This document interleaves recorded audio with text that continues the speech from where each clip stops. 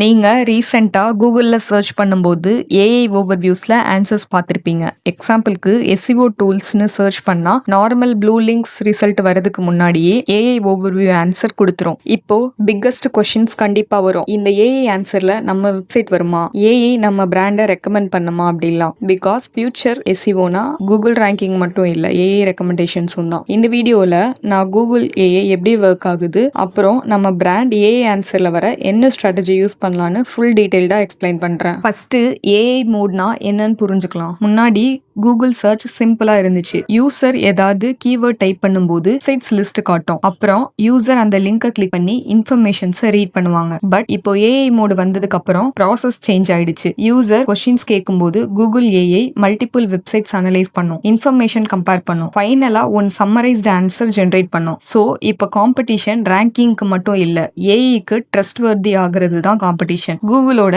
AI model name Gemini already training டேட்டால knowledge இருக்கும்.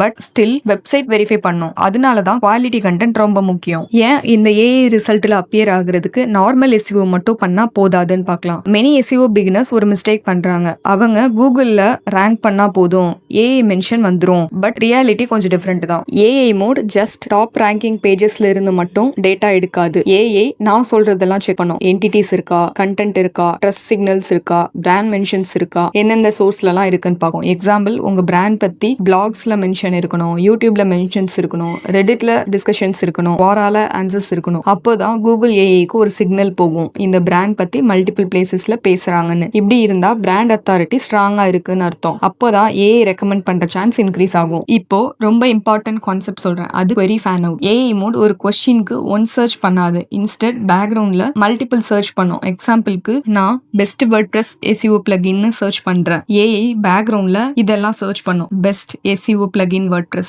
rank math versus yours, best schema plugin, SEO plugin speed test. So one questionsக்கு 10 to 15 related searches run ஆகும். அதுக்கப்புறம் AI எல்லாத்தையும் combine பண்ணிட்டு final answer generate பண்ணும். So உங்க வெப்சைட்ல one கீவேர்டுக்கு content போட்டா மட்டும் பத்தாது, ரிலேட்டட் டாபிக்ஸ் கவர் பண்ணணும். எக்ஸாம்பிளுக்கு உங்க மெயின் டாபிக் வேர்ட்பிரஸ் எஸ்இஓ பிளகின்னா நான் சொல்ற மாதிரி கண்டென்ட் கிரியேட் பண்ணிருக்கணும். Rank Math versus yours, best schema plugin, WordPress SEO setup, SEO plugin speed comparison. இதுதான் டாபிக்கல் அத்தாரிட்டி. கூகுள் ஏஐக்கு சிக்னல் போகும், இந்த வெப்சைட் இந்த டாபிக்ல ஃபுல் நாலேஜ் இருக்குன்னு. Next brand mentions. Recent SEO study சொல்றது என்னன்னா, பிராண்ட் மென்ஷன்ஸ் ஏஐ விசிபிலிட்டிக்கு ரொம்பவே முக்கியமா இருக்கு. பேக் லிங்க்ஸ் இம்பார்ட்டன்ட் தான், பட் ஏஐ ஏரால பிராண்ட் டிஸ்கஷன் மோர் பவர்ஃபுல். எக்ஸாம்பிளுக்கு இப்போ மெனி வெப்சைட்ஸ்ல Rank Math is the best schema பிளகின்னு சொல்லியிருந்தாங்க அப்படின்னா ஏஐ இந்த பிராண்ட் ட்ரஸ்டட்னு திங்க் பண்ணும். அப்பதான் ஏஐ ஆன்சர்ஸ்ல மென்ஷன் பண்ணும். ஸோ உங்க பிராண்ட் க்ரோ பண்ண 3 இம்பார்ட்டன்ட் திங்ஸை ஃபாலோ பண்ணணும். உங்களோட ப்ராடக்ட் ஆர் சர்வீஸ் ரொம்பவே நல்லா இருக்கணும், பீப்புள் அதை ரெக்கமெண்ட் பண்ணணும், உங்களுக்காக ஒரு ஸ்ட்ராங் கம்யூனிட்டி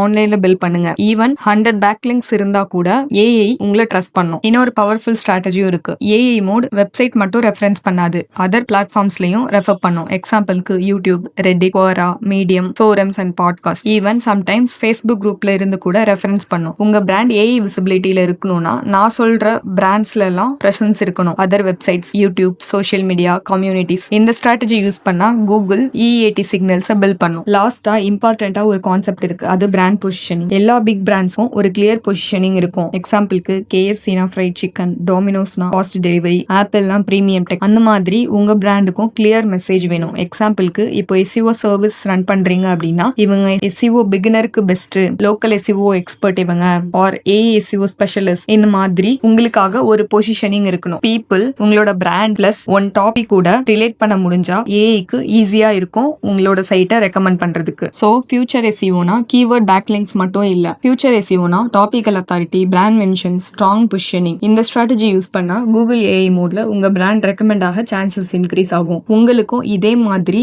ஏஐ எஸ்இஓ ரிலேட்டடா தெரிஞ்சுக்கணும்னா என்னோட சேனலை சப்ஸ்கிரைப் பண்ணிக்கோ. தேங்க்ஸ் ஃபார் வாட்சிங்.